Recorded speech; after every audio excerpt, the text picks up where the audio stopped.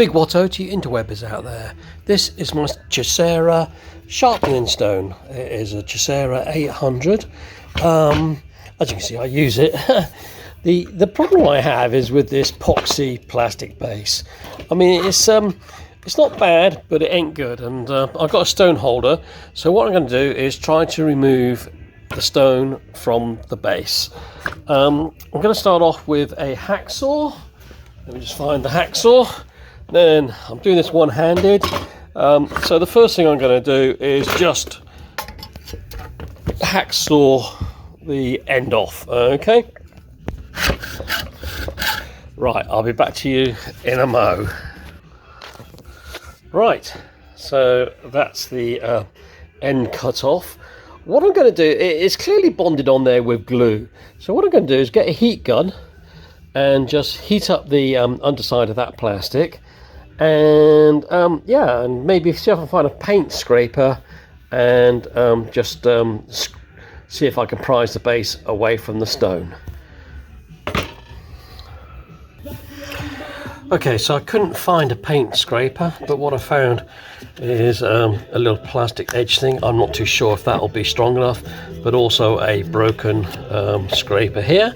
And yeah, I'll see if that will get it off. Got my heat gun over here. Let me just set it to 100. Yeah, 100 should be enough. Maximum blow. Right, I'll just heat that up and see how things go. Back in a mo.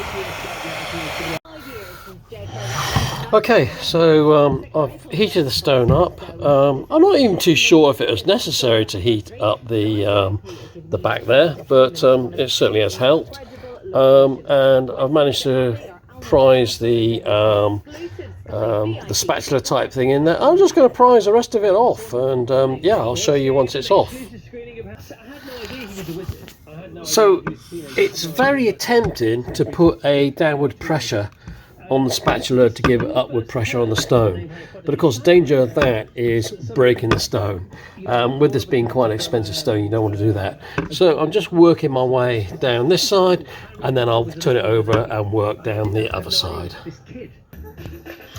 Okay, success. The stone has been removed from its base. Then first off, I must apologise to the makers of the Chosera stone, but I'd much rather use my own stone holder than this. It's a little bit tack and naff. So yeah, I believe actually that Chosera makes a professional stone, which is probably not even as good as this, because this is quite a thick stone.